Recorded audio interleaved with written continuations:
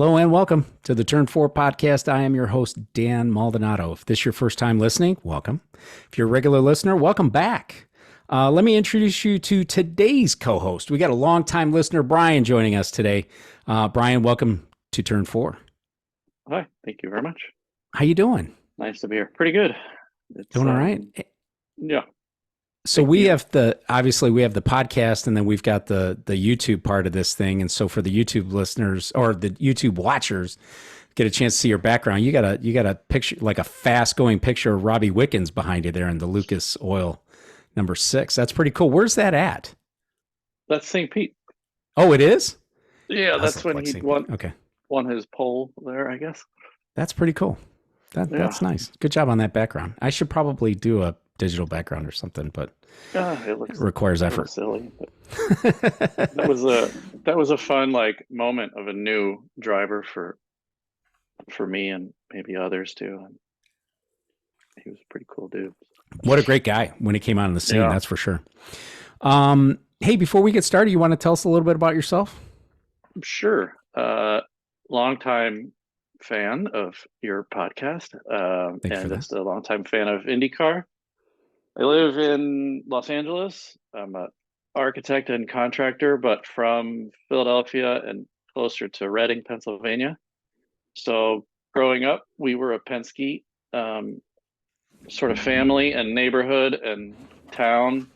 Penske shop was in Reading, and we could see them in the days. I know there's stories about the Beast, about them moving things in the middle of the night from one building to another, but they had just engines after engines and chassis out in their parking lot, and you could walk right up to them. Like they had a fence, but not really. And I think they had just tons of buildings there too, so where things were stored around town. But that was always kind of the thing. And so I just sort of was introduced at a young age and didn't have many options to be a fan, because also then those years Penske's pretty amazing. Yeah. And then my first race that I actually went to, I wasn't until high school. Went to Nazareth, and couldn't afford a ticket, so I bought a Mercedes-Benz Penske T-shirt at their transporter and watched through the cracks in the wall. And I couldn't have been, even though I watched it on TV and it's impressive to watch and stuff, but to see it and hear it in real life, I was most impressed probably even with the braking, which I wasn't expecting on an oval, and just in general to be impressed with how quickly they could change speed. So I was just sort of I was taken over. That's great. Yeah, I think if you've never seen IndyCar in person, it's a whole nother level. Right? It really is a whole nother level. I think, my daughter's 20 years old. She's seen me watch IndyCar races and all kinds of races practically her whole life. And, we went to Toronto last year for the first time, and just seeing it in person, I think was just shocking to her, right? Like how cool it was, and the noise and the people. And we were right across from the pits and, near pit out, and she got to see all that action going on. And Toronto's a weird pit lane, so there's a lot of action there. So, but I think when you see it in person, it really, really changes the game. So being from Pennsylvania, I mean, you're a Penske fan, right? Because you're near Reading. Yeah. You got to have some opinions on Andretti, right? I do, for sure. But what do you think of? I don't know the family. Right. What do you think of Andretti's, the F1 kind of, I know you're not that big an F1 fan, but what do you think of F1 snubbing Andretti's? Like telling them thanks, I guess I love the fact that they've been snubbed. Not because I'm necessarily anti-Andretti, but because I guess I just sort of like the drama, and I feel like that's what Formula One was going for, right? That's why they sort of put out this anti-Andretti manifesto. And it sort of seems like the way Andretti's been approaching, I mean, I don't really know, but it looks like they've been looking for the drama too. I know that, they come from a place, frankly, and they've stayed local to northeastern Pennsylvania, essentially, where they own that region. They can sort of do as they choose there, and so they're probably used to the power. And Mario and Michael for sure have earned it. Right. And so I'm sure a little bit of it was, we're going to just kind of push our way into this, it felt like. But at the same time, they did seemingly do the things that it seems like, hey, if we want to be serious, we've got to take steps to move forward on our own, with or without them.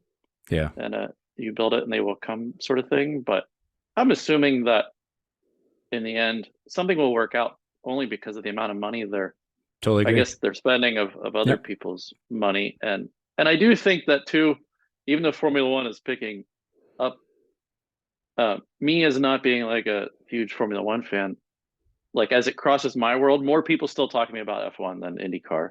Yeah. For Yeah, sure. I know. More Yeah. people are Same. interested in it.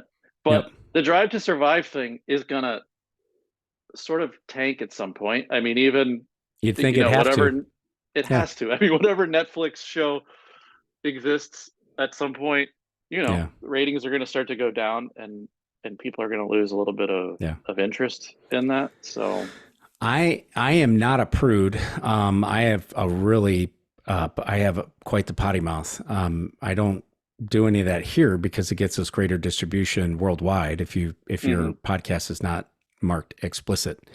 But I noticed I did watch the full Drive to Survive season 6 this past weekend.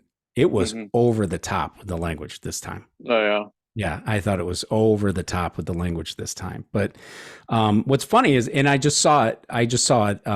A headline somewhere. I was just kind of scrolling through the internet, and I'll have to come back to it. But basically, the headline was, the news around Formula One was kind of pulling some of the allure of the Drive to Survive, right? Like almost everything going on right now, all the eyes on Formula One. This is how I took it.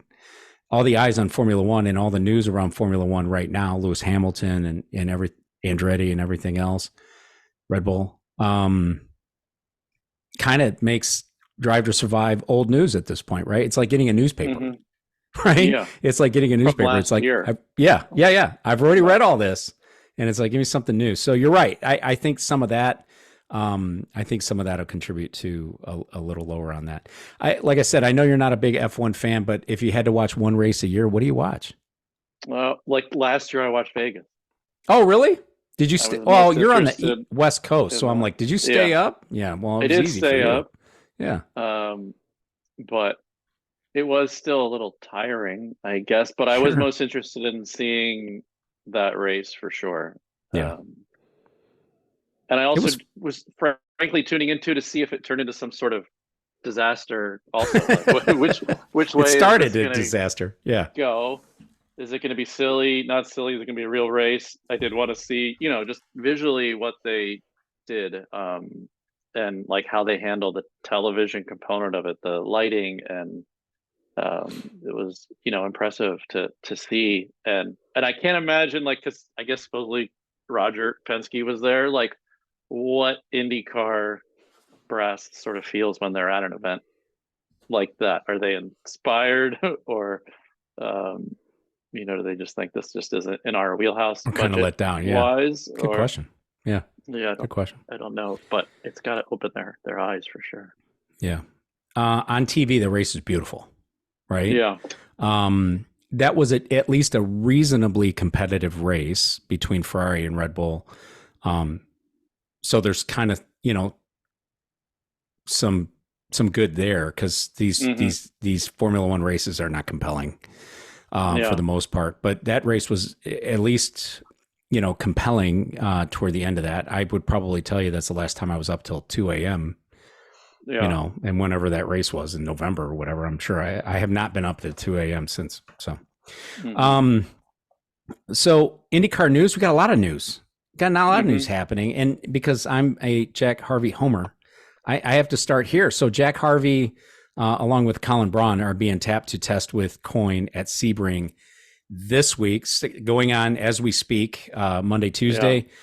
To me, this is a big deal, right? Yeah. Although we have no announcement on permanent drivers for Coyne, and kind of how I understand it is Coyne might be platooning some of those, both cars, I think, throughout the year, but I'm sure we'll get the news on that. So Jack, to me, is a big deal. What are your thoughts?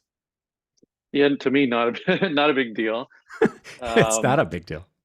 I'm no, big I mean, deal. Brian's to big be deal. honest, it's like, yeah, I mean, it's the opposite. It's they're gonna be, like when you listen to, I saw the interview that Marshall Pruitt did with him at the last test. Hmm. Was that at Homestead maybe? And just him talking about how like he got that call the day before, like the fact that Hmm. they're still not like together with it, like I he's know, it's just so getting like weird. one day before, like they're so not prepared, seemingly, Right. compared to everybody else, that I don't know. And especially with new tracks this year, Hmm. so engineering challenges. The second Hmm. car, I guess, doesn't even have an engineering team set Nope. up yet, or Right. not one that they're willing to announce. The fact that drivers, even though Jack is experienced and I'm sure would do fine, um, it's not like he has any uh, relationship with any of the team, and any they haven't put any work in to Right. develop anything. So I'm assuming zero simulator time in the off season, Now that he and did, nothing. I So saw yeah, an interview with Dale Coyne within the last couple of weeks where he talked about they have run Jack in the simulator a couple of okay, times. They were really really encouraged with what they saw out of Jack in the simulator. So at least he's got that going for him. But hmm, you got to be able to put this thing on track. And to your point, right? Not sure the engineering staff is necessarily there in support of being able to put two quality entrants on the yeah, grid, especially. Look, Dale Coyne's deals have come together late in the past. This is not unusual, dude. yeah. This That's is not two new, right? weeks, So that's right? not a big that's not Right? a big change. But Right? yeah, I mean, if Jack is mediocre in a good car and a less than good car, he's probably going to be less than that. So Yeah, we'll yeah, I see. don't see it going Fingers anywhere. crossed. Yeah, fingers I'm crossed. more interested in the second car, I guess, but Colin also Brown. yeah, um, and so that's more interesting because I would like to see what Yeah, happens out of that. Colin Brown apparently turned pro at 16 years old. He has spent his career in sports cars. Hmm. He is displaced because he was a Meyer Shank Acura IMSA driver. So he's Yeah, displaced. He's out of a ride this year because of that situation with Shank. So he finds himself in this second coin car, at least either temporarily or kind of at select races or whatever. But like you, I'm very excited to see what he can do in this Indy car. Everybody seems to be very high on him. Um, I'm anxious to see what happens there. I feel like you and I have the same point to make here, right? It's Jack is trying to rehab a career, right? He's trying to rehab a hmm, little bit of an image. He was dismissed from Rahal. Um, he struggled in that car, but the whole team struggled, right? So I'm not going to yeah, put it all on Jack was floundering or whatever from day one. But even when there were moments where the cars seemed to be getting back in the right frame, right, in the right sort of measure, Jack was still kind of falling behind. So curious to see what yeah, happens there. Curious to see what happens with Colin Brown because again, he has no frame of reference, and I think that's where some of these yeah, guys who come over from Europe have no frame of reference for it, so they're just going to drive what they got. Lundgaard, yeah. right? Lundgaard first came Most over to of them like Rahal. most No, of them kick yeah, butt when they do it, frankly. yeah, And that's kind of like why yeah, the Dale Coyne thing to me too is always like it's the wild card team, yeah, right? I love yeah. like he's going to bring in the sort of drivers that maybe we don't know about, or we do know about, but we don't know how they'll do. Um, and they might put it together one weekend and be right up in the front. And so that's why, yeah, I like to see new, interesting. I'm interested too if Catherine Legg supposedly gets a few races there too.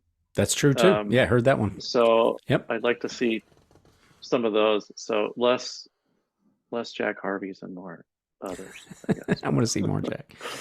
In the words of our IndyCar1909.com contributor, that would be a solid full time lineup. That referring to Jack Harvey and Colin Brown. I totally agree with you, Spence. So I think as far as testing is concerned, we know who won't be at testing this week, and that's David Malukas. He suffered a hand Hmm. injury mountain biking. of all things. Yeah. He has had surgery and will be on the sideline for 6 weeks. This is a big deal. Yeah. This is huge. You know, I heard Hinch talking on his podcast saying that in his Andretti contract, it was called out, right? They called it the no fun Yeah. clause. And this was one of those things. No mountain biking, no, wakeboarding or whatever. I mean, Yeah. there was a lot of that. So I'm kind of surprised. Aren't you kind of surprised that this was I am not? totally, totally surprised. And I guess maybe there might be more to this story, but I mean, this is the Zach Veach clause too.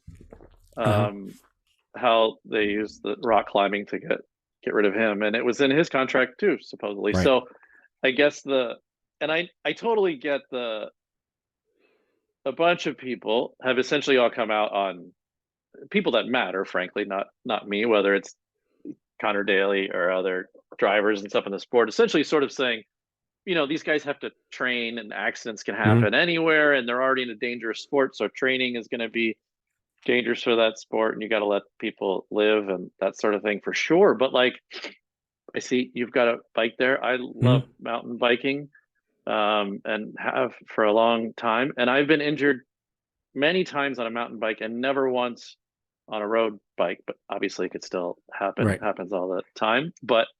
And I've never been injured running or lifting or Right. lots of things. Where like mountain biking, the whole point is to push yourself to the point where you're almost going to fall. Like that's the whole concept, kind of.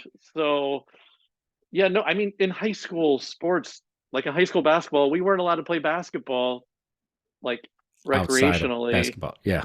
In football, we weren't allowed to go play football with our buddies on the weekends. Like that's the thing that's like if you're gonna play this dangerous sport, you're gonna play it with us while we're actually practicing, or with a trainer or in some sort of supervised way. And that was high school JV varsity. Like it's a solo level, and I can't believe McLaren was like, yeah, sure. You're Go fine. mountain biking. We've just invested how much money in you. And they've admitted, like Tony Kanaan admitted straight up that, yeah, they were sort of taking a flyer on him and he had to put up his own word and vouch for Malukas that they weren't buying into it. So like a lot of people, other people than him, put their kind of names on the line for him. But I feel horrible for him. I think like he got a huge shot and it could end up all perfectly fine. The surgery goes fine. Eilert gets to race and does okay. Which I am super anxious to see Callum Eilert in one of these McLarens, aren't you? He's going to do awesome, I think. Yeah. Which is going to be driving Malukas nuts. And Malukas comes back. Hopefully he does well.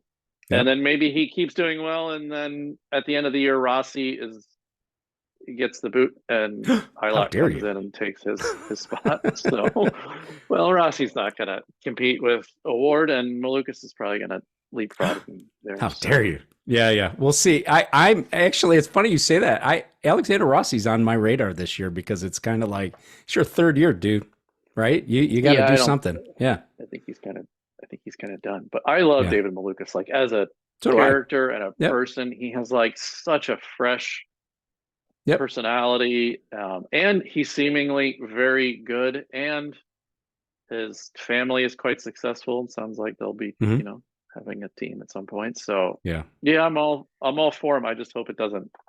Yeah, we do have some testing times. By the way, I was gonna get into this. I was hoping we'd have something. Nathan Brown just posted right before you and I went on air.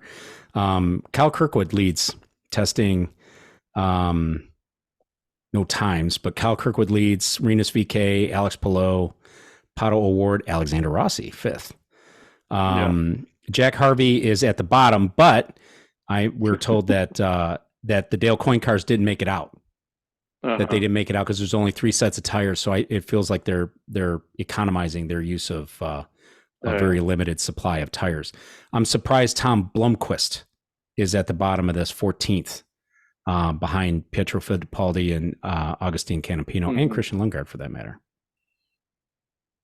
Oh, who knows? Here you got Rahal in the bottom third of the 15 cars that are so kind of makes me feel like, man, I don't think they can afford a slow start to the year again, right? Like they did last year. So, oh well, we'll see what happens. But there was more testing that took place at Homestead.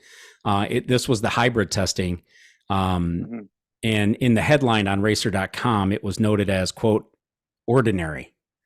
Mm-hmm. Right. So for me, I would feel like that's kind of an unfortunate headline. Like I feel like with everything else and kind of the complaints and some of the bad news or some of the unfortunate responses to some of the current IndyCar news, I feel like, Racer, you're not helping me by saying it was ordinary. But I mean, I get what they're trying to say, but I would have tried to do something a little spicier, wouldn't you? I guess, yeah. It'd be nice just as a fan to hear something good or bad. And I guess Right. the point Marshall was trying to make was if there's no problems, then that's good news. So you should be excited by Yeah. it Yeah. is the end result. And if you're not, that's your fault. Right. And you made a point in pre-production where we talked about there was no news last year about reliability or any issues like that. And now they're talking pretty openly about some past reliability issues. So I was kind of surprised by that.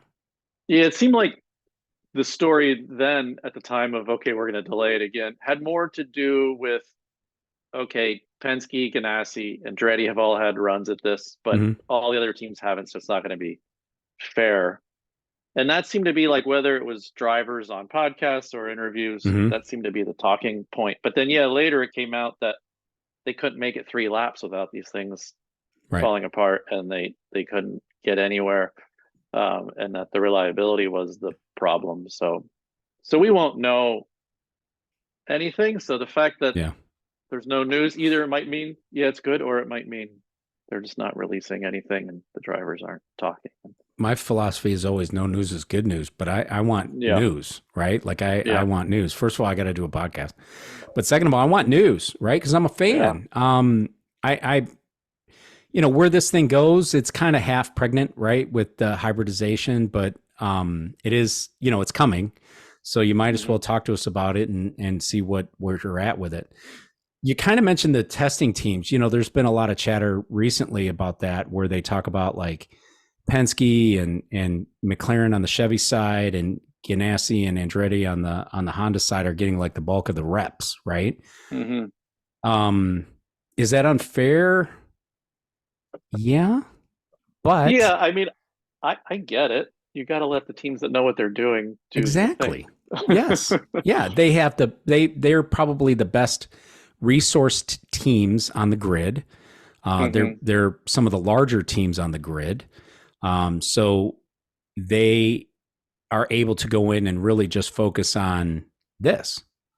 And the other thing, you know, that what people fail to realize is that when you're the test team like that, you do share that information with Chevy, who's then sharing it down with, you know, Ed Carpenter Racing when they finally get it. You're sharing your feedback with Honda, who's going to share it with Rahal when they finally get their chance at it. So, you know, are they able to keep some of those secrets? Maybe, but you know, at the end of the day, with how technologically advanced and how much they can look at these systems and see what's going on, I don't know, you can hide that much.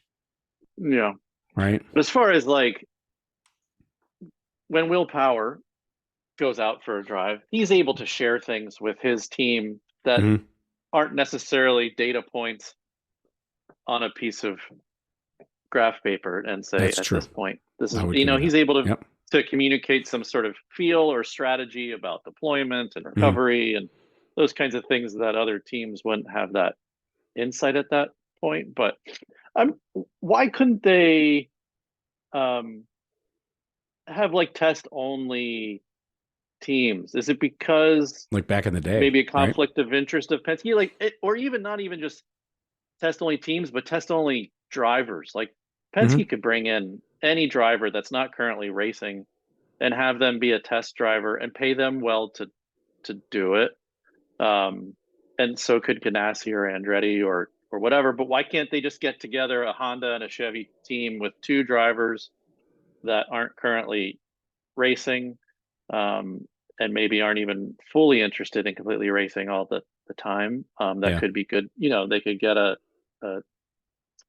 J.R. Hildebrand could go test for them for a year, and he'd probably be awesome at it, and they could use that to work on that, or even some IMSA drivers or whatever, and then there wouldn't be that that issue of deployment of information kind of. Right. It would have to be, a team that's would be managed and sort of put on by the series, right? Yeah. The series, unfortunately, like tends to kind of come back to team. Penske, right? But it would have to be managed by the series, and I think it's just cost, right? Some of that I think is cost, and they don't want to bear the burden of the cost of that. I think the manufacturers. We've already heard what Honda said, so the manufacturers probably don't want to see too much in the way of more cost. Who's paying for those tests though? That the series has to pay those teams to run those tests. No, you think the teams are paying themselves? I think the series. I think Honda and Chevy are footing the bill for those tests. Sorry, I got distracted there. One of my home pods was playing music in the next room. I'm like, I don't even know how that happened. So it's totally bizarre. Michael Shank was on Connor Daly's podcast. I misrepresented that in the notes, but Connor Daly was Michael Shank was on Connor Daly's podcast and talking a little bit about guaranteed spots at the 500. You and I have been fans long enough to remember guaranteed spots at the 500 and the impact that it had on American open wheel racing. I don't know enough. I don't think anybody really knows enough to know like what this really looks like and what guaranteed spots at the 500 look like.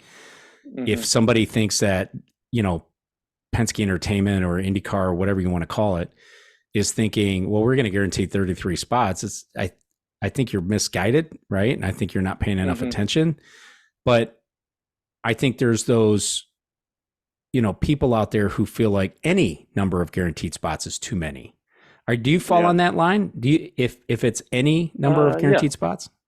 That's probably where I'm at. And Michael Shank did seem to talk about a 25-8 type of situation where he said he'd still want to have bump day, but still have guaranteed spots. But I guess it depends on where they end up to with this idea of a charter system and where that goes on how many guaranteed spots there are. What if there's over 33 guaranteed spots? Right. What if 40 people want to buy into the charter or whatever? No, I mean, I love qualifying and bump day. So do I. So I think it's awesome. So to get rid of it would be a shame. I think that the entire like essence of Indy is that kind of anybody can show up and compete. And I was there in 1995 and watched Al Jr. and Emerson Fittipaldi and Roger Penske walk off pit lane, getting ready to eat popcorn and drink soda pop the next week, while everybody else was racing in Indianapolis. So to me, that's what racing is. Obviously we'll have to wait and see what happens there. I did hear this argument, might have been Kevin Lee. I don't even know if it's an argument, but I will just say this. Right now you've got guaranteed 30 spots, so to speak, right? Because they do that last row shootout thing. So if you qualify, say 220 in 30th place on Saturday, you're guaranteed that spot, even though 31, 32, and 33 would have qualified at 225. Yeah. So I get it that the upstream effect of that is really the guaranteed spots, right? I mean, and that's really where the issue is. They have to do it. That whole idea of like you could run faster the day after in this last row shootout and not make it in. But I mean, it has to be like that just because of timing and weather. So like it has to happen that way. But you got to sell space on NBC because NBC is putting you on NBC. So you've got to sell the space. You got to manufacture the drama. You got to put it all together. So I get it, but I'm with you. I fall somewhere between no guaranteed spots and some guaranteed spots. How many? I don't really know.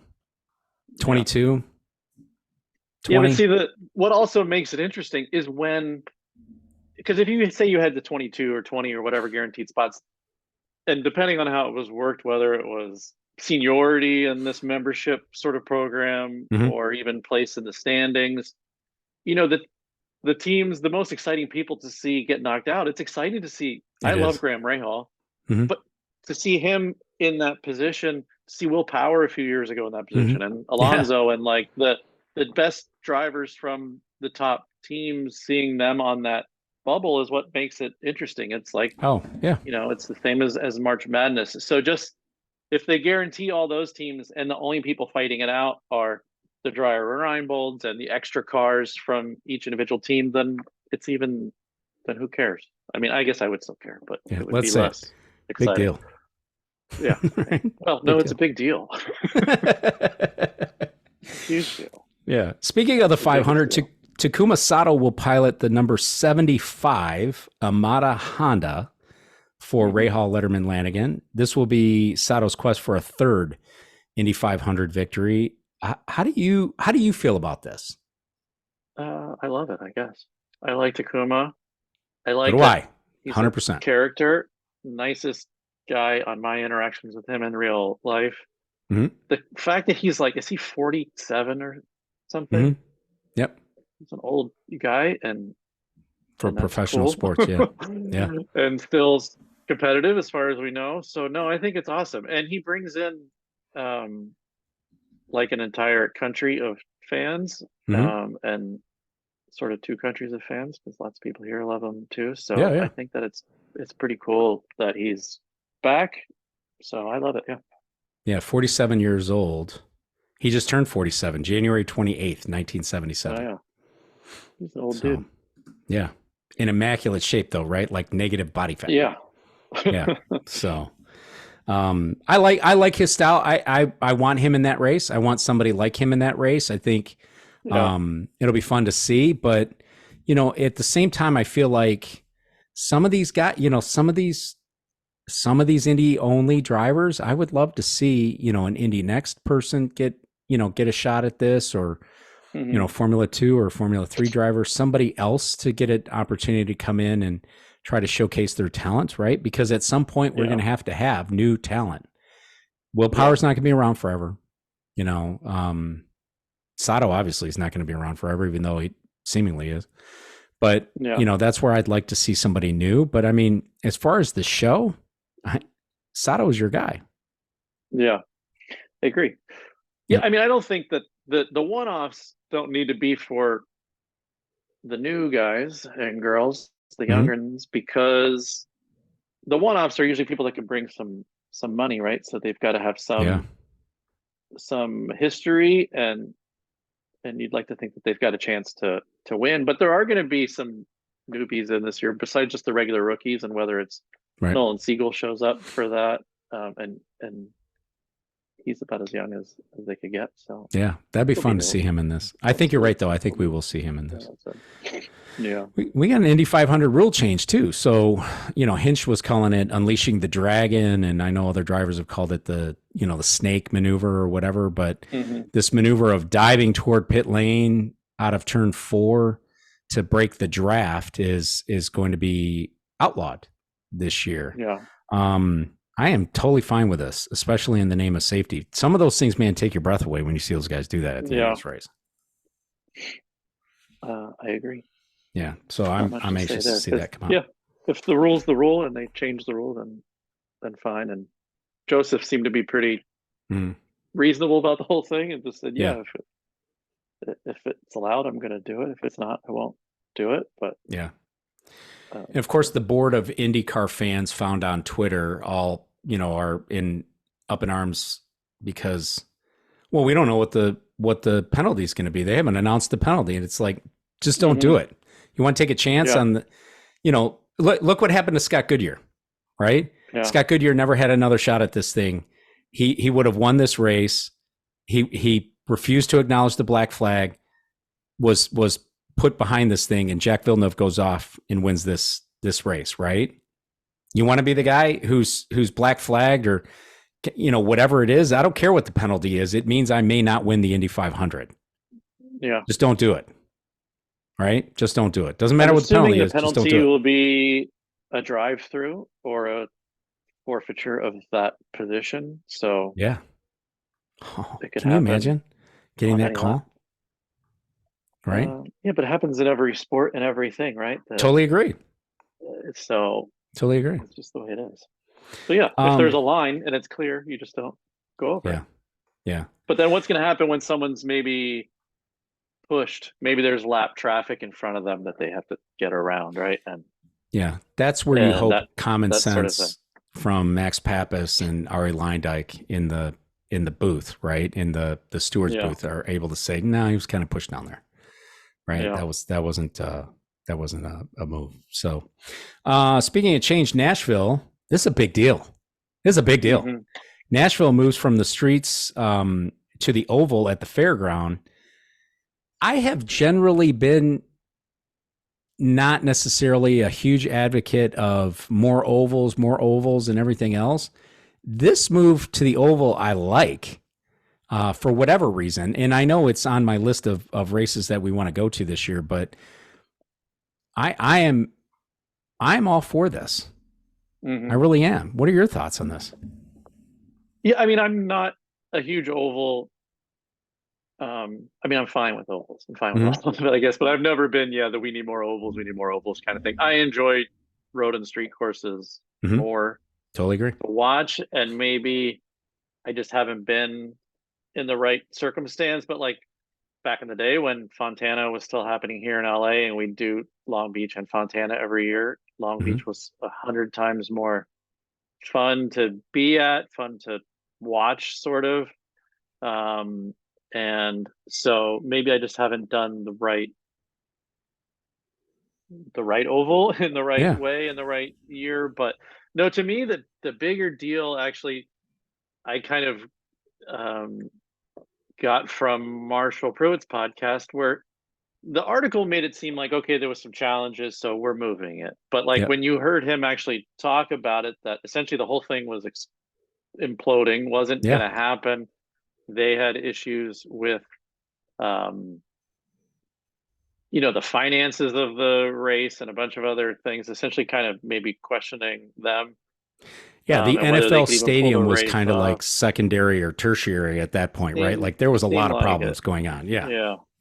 And going into it, um, you know, being in the world of construction and stuff myself, I know that those things never go the way you want. And I watched SoFi Stadium being built out my window, and I know that those things are terribly challenging, and they Mm-hmm. know for years ahead of time that it's going to be not what you think it's going to be. And I'm sure that people told them way in advance, like, this is not going to go maybe the way you want. So like the fact that they sold that as the finale seems Right. like a little bit of a bait and switch, because if Right. IndyCar would have known ahead of time, like, did they know, hey, this might end up not happening? Or did they just tell them, yeah, 100%, this is no problem. We've got it all worked out. Everything's going to be perfect. Here's the new track layout.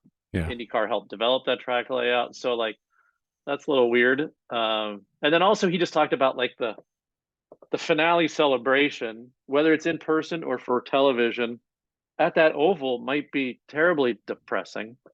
Crowning a champion in front of like 60 people in a little stage versus like something set up on the streets of Nashville with Right. 100,000 people around, even if they're not there for the race, just to show that energy and activity Yep. around the crowning Alex Palou the champion again would have been something versus just like, oh, poof, here's some confetti at Right. the oval. So to me, that seems like the bigger problem. But lots of people want to see more ovals, and it is another oval and sort of a new oval for the current situation. So it should be Right. exciting, and you're excited about it. So I am actually. I'm very there's one excited good. about it for whatever reason. I really am. So I hope they're able to pull it off. We got a restart procedure change too. You want to talk about it? Yeah, I guess I don't know. They talked about it in reference to Laguna Seca being the big problem last year, but then they said they'd also implement it at other tracks. But I guess I'm not quite sure all tracks. But yeah, they want to stop this situation where people are passing Jumping the start. before Yeah.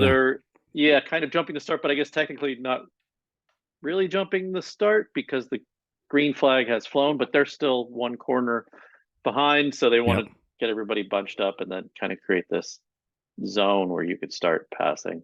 Right. And I guess it's fine. Good Sounds luck. like it makes Right. sense. And the drivers like it, but it's just still, there's still gonna be problems because you're still gonna have Sure. one or two people not doing it. Yeah. Well, Kanan's not in the field anymore, so there won't be him at least. But there was one thing that you caught on social media that kind of tickled you a little bit here. Yeah, the IndyCar has been getting some critique from some people about their little social media efforts they're doing and whether they're TikTok things and kind of been getting a bad rap or getting a rap, a negative one for making drivers kind of do things that might be beneath a professional athlete to do, all these little trends and things. But yeah, they did the thing where they went around and they asked everybody which driver they thought would be most likely to have a picture of themselves on their phone lock screen. And it just seemed like a really honest, wholesome, but also sort of negative attack on some people where most people said Christian Lundgaard would be the one. And then I think at the end, maybe it was Kyle Kirkwood once said he did have his picture on his. He does, but yeah. that he did it so when he leaves his phone places, people would know it was his. Right. But I think he did. A couple people said not only that they thought Lundgaard would, but that they knew he did. And I don't know. I just thought it was like them sort of taking shots at each other. And then a bunch of people saying that it would be topless Joseph Newgarden would be on his picture of himself. That's fine. And I just thought it was charming, and I thought it was funny. Cutting at the same time too. Yeah, I saw it. What's funny about Kirkwood was he was dead serious about his explanation as to why his was there, right? Like justifying it, and no, this isn't weird. This is why, right? Like he was like dead serious as to why that was like that. So good for him. Oh God, Kirkwood leads us right into the next thing. Livery reveals. I know we've looked at a lot of new cars over the last couple of weeks, but new car schemes, I should say. Yeah. The Andretti trio, I think, comes to mind to me, I like them. I like all three of them. I do too. Yeah, I like them a lot. Will Power, who I'm wearing a shirt today, showed a new car on his social media channels today with a slight change in their sponsorship from Verizon's Verizon Business now. And if you go onto social media, you'll see it. It looks like the old school Verizon Penske color scheme, more black, red, and white on there. So a little bit more of a throwback with that. I liked the last couple of years Verizon paint scheme. I think Penske's paint schemes in general are kind of boring. But I like that one. Anything else stand out? We didn't note anything in particular, but the Andretti ones I also liked a lot. And I don't know too if their video releasing it was of like a current generation now, I think. Oh yeah. And I don't know if it's also maybe they have new media teams that they're bringing in with their efforting into F1. They have a new budget now and some new people. And also, like, I think that Juncos did a good job of kind of updating the sort of livery game, and sort of McLaren in general, where they're kind of bringing things out of the last generation and into sort of a new graphic direction, where it doesn't just have to be the one sort of slooping line across the car, and so I actually really like that and those a bunch, for those reasons. Of the ones that I've seen so far for this year, I to me Rossi's is my favorite. With the white, I like how they used the white on that car this year with the papaya and the black and everything. But I think Rossi's car to me, I think is the nicest one out there so far. What do you think of Stingray Rob? Yeah, pray.com, right? Yeah.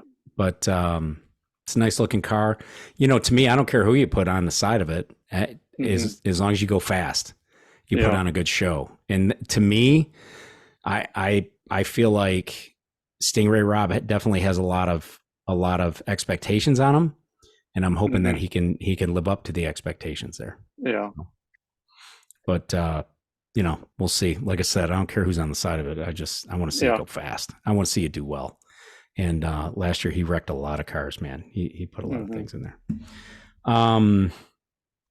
I'll be at St. Pete. That is I can't even say that's my plan. We're going to St. Pete. Yeah. So whether I'm going as a member of the media, I haven't been told yet, because as was the case last year, the media credentials were released kind of late into the game. I expect to hear something this week. Falls in line with what happened last year. So, but I'll be there, and I know you and I talked about like what I do to prep. Just pack a bag and go. Yeah. Play it as it lies. I don't do a lot of prep there. I try to go in to see what's happening, see what the tone is and what the tenor is, and then just try to ride the wave from there. How many times have you been before? St. Pete, never. It's my first. Oh, no. So I'm excited. Yeah, I was supposed to go last year, and I ended up sitting on a Delta flight here in Detroit in the middle of a snowstorm for almost 3 hours before they finally canceled that flight. And then when I was rebooked, it was rebooked to late afternoon arrival in St. Pete on Saturday, which means I would have missed qualifying, right? And then I would have been there for the race, obviously, but I would have had to just come home like immediately after that. So it really wasn't worth the time to go. Yeah. So I just opted out of doing that. But, for me, I think when I do these, especially like a street race, I'm excited to see how this goes, because I want it to be an event. Like I want it to be, good for the city. I want it to be good for local business. And those are one of the things that I really want to see, because, using the Detroit Grand Prix is kind of my frame of reference for a street race. I was at Toronto last year. Outside of the track at Toronto, you had no idea there was anything going on other than the problems with the traffic, right? Yeah. So, but in Detroit, you knew that something was going on, and there was a lot of foot traffic. There was a lot of free viewing areas and a lot of like food trucks and, local things happening. I want to see that, because I think that's the point of it, right? That's kind of the point of IndyCar being able to give back to all this disruption in these, in these cities. So I'm hoping that's what we'll be able to see there. So, do you get reserved tickets? Do you do general admission? Do you walk around for qualifying and so figure out where you're going to go, or do you have a plan for?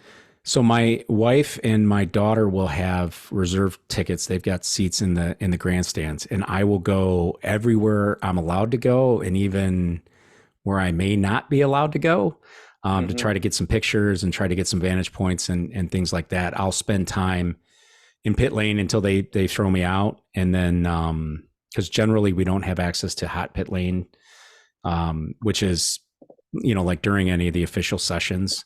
So,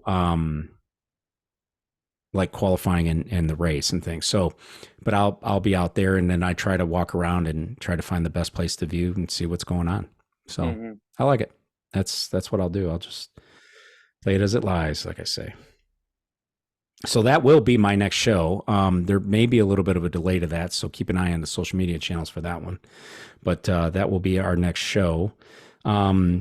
I got to ask you, Bryan, some preseason predictions sure to go wrong. Yeah. So season champ, you already said it. Yeah.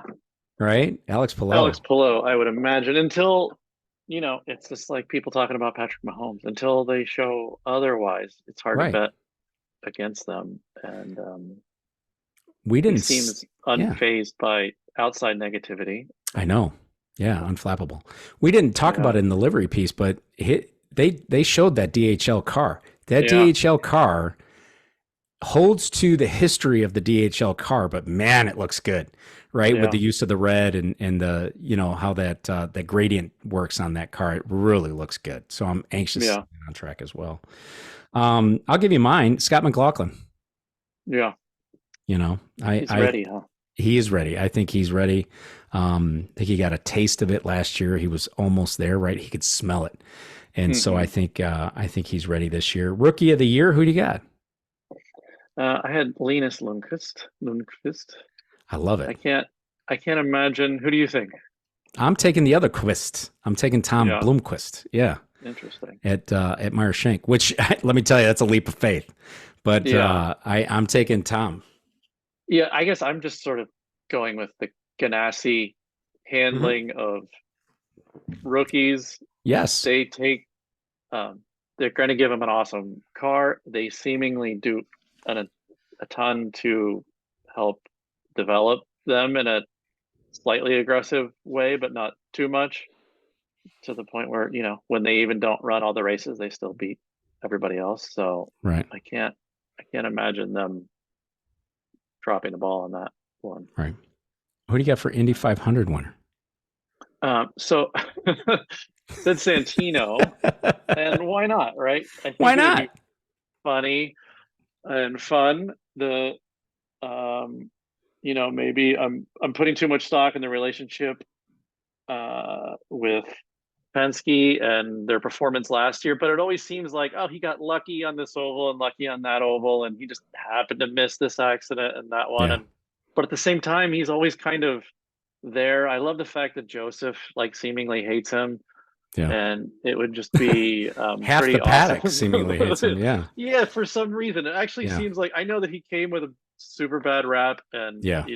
don't really necessarily want to get into his political situation and Right. some of the things he does or doesn't do on social media, but he does like a ton of stuff for charity. He's always like the happiest, Yeah. seemingly like he's the happiest guy to be racing an Indy car. Sure. He's always like beaming with enthusiasm.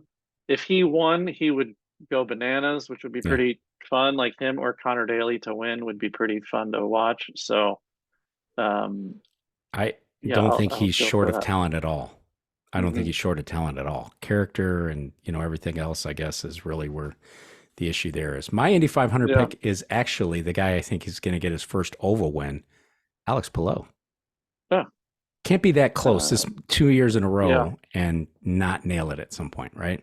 he should be. Yeah. The only thing I worry about is all these cars at Ganassi. Yeah. So that's the big concern, but that's who I would pick. So I'm going to count these down for you in terms of who do you think will get their next or their first win of the season. I'm going to count them down for you. Obviously, Santino is number one because you picked him for the 500, so Hmm. you got to say he's going to get a win. Yeah. Tom Blomqvist, Yeah. you think he Sure. can Why win? not? All Yeah. right, I like it. You think he's going to be Malukas, rookie of the year? So of he's course, got to. Malukas can win. He's got to win Do you think he someplace will?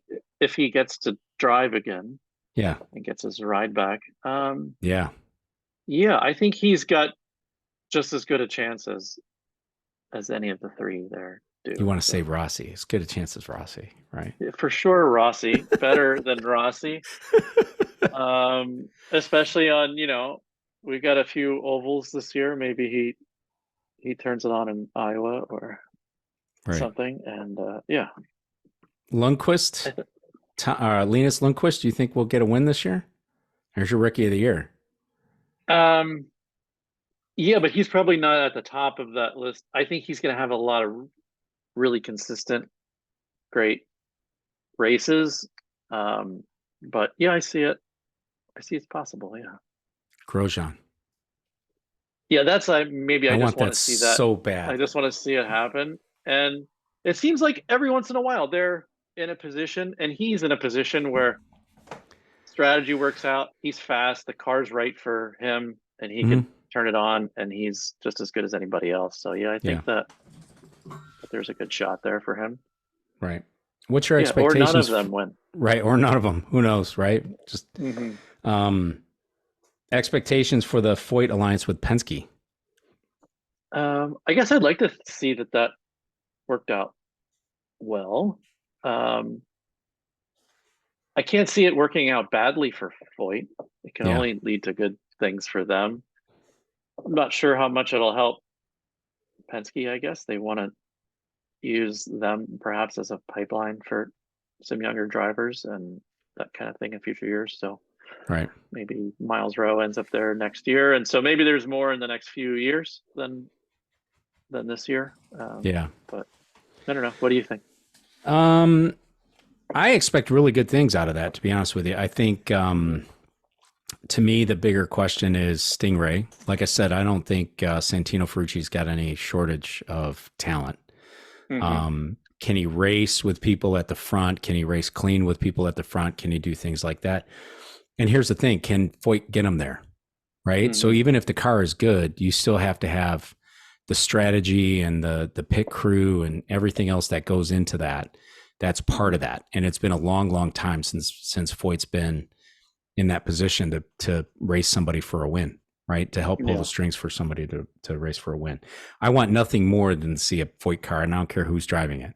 I want nothing more to see a Foyt car in victory lane, because he is who he is, man. Just like Mario Andretti, right? The guy's, a legend of motorsport, not just IndyCar. He's a legend of motorsport. So I want to see something good for that man. And he's in the twilight of that, you know what I mean? Yeah. Of his race. So I'd love to see that for him. Hey, we got a new segment. JR back with them. Oh yeah. That happens, so everybody wants to see JR back. I like him. I like his attitude. I listened to his podcast with on the race IndyCar podcast. Mm-hmm. And I'd like to see him do something too. I really would. We got a new segment, Bryan's Beef of the Week. But I'm going to give you 2 patties. I'm going to give you 2 beef patties on this one. Good. And I'll give them to you. So the first one I'll ask you about is hybrid, the hybrid use and the fans' awareness. Talk to me. So I guess my beef here is it's a pre-beef because it hasn't officially happened yet, but I know it's going to happen where we're going to be let down here. So there are no more LED panels, right? And they're not coming back. But for instance, every year my kids ask me about them and where they went, because they love to see when the car was on push to pass, right? Yeah. That was exciting to see the pit time counting down on it. And okay, so that's gone. The hybrid thing, can I stop you right there? Yeah. How in the hell does 24 Hours of Daytona on an IMSA car for 24 hours manage an LED panel on those cars, but IndyCar still hasn't been able to figure it out for their car? Supposedly they said it was the whole frequency of the RPMs and yada yada. And also, it seemed to be working fine until they tried to remember there was going to be all these new improvements where now they could customize, they could put custom images and little, emojis and things on there, and it was going to be this new thing, and then poof, they're gone.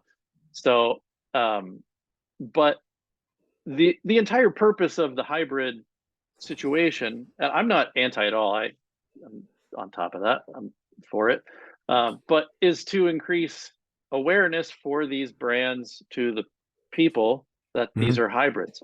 And we're not going to know that they're hybrids other than them telling us.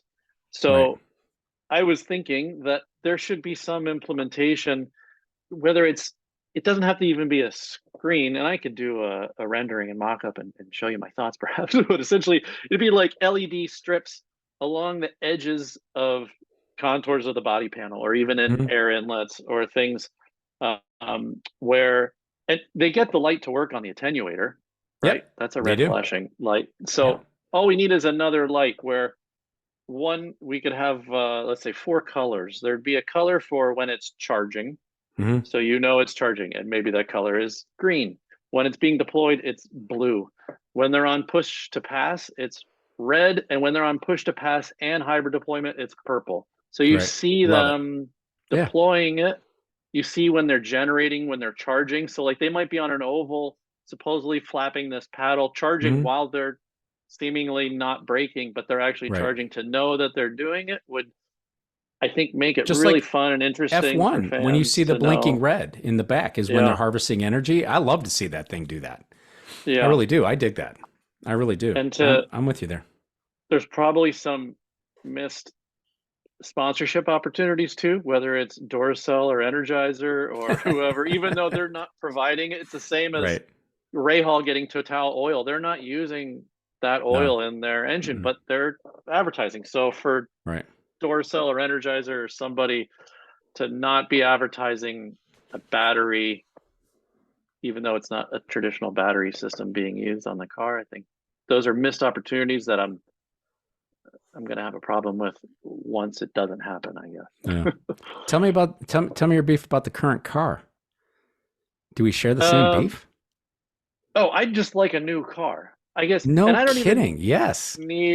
This is the thing that like I hear long overdue from people who don't watch all the time, and they turn it on. They're like, oh, it's the same car. Like, if it's just a road, if it's just a Kia Optima, people want to see a new Yeah. version of something or they lose interest. So like to not implement any sort of new, I mean, it just has to be aero. It could be different wings or a different way to approach the side pods and the aero screen or whatever. And it could almost even be, I guess nothing is really superficial on an Indy car, but Yeah. just something to update the appearance, even if they're not updating the actual chassis and things Yeah. underneath. Mark Miles. And the fact that there's no plan for it seemingly either is insane. That yeah. Because those things take forever to develop. I mean, we're how many, right? 5 years into trying to develop this hybrid package essentially. Yeah. So Mark Miles, who's one of my favorite hedge speakers, said that, it's very likely that when the hybrid comes out, these cars could look different because of, they have to accommodate the extra pieces or whatever that are happening in these cars. Never heard anything from it. And we've seen a little bit from like the hybrid testing, and the cars look exactly the same. So if there is some differences coming or whatever, they're not out there yet. So, but I'm with you 100%. We need new chassis. Do we need new chassis every year? Nope. Yeah. Every 3 to 4, maybe. I think that's reasonable, but I'm not writing those checks, right? So that's about it. Hey, dude, it was fun. Thanks for visiting Turn 4. Appreciate bringing the insights to the table and everything that you got going on there. The preparation and everything. I do appreciate it. Thanks for that. Hope we'll get a chance to see you again soon on the podcast here, and we'll get that. We'll find more beefs out there to talk about. They're endless. Yeah. So yeah, me too. I had to create my own podcast just to get people to listen to them. So thanks, dude. I appreciate it. Thank you. Hey, everybody. Appreciate you listening. Be sure to engage with us on our social media channels. You know where to find us on there, Twitter and the YouTube. Leave us your comments. I try to answer and look at all the comments that are out there, good or bad. Just do them with some, in the words of one of my other favorite podcasts, some civility and decorum. So don't just go out there and tell me I'm an idiot. Tell me why you think I'm an idiot. So thanks, everybody. We'll talk to you again soon. See you in a couple weeks.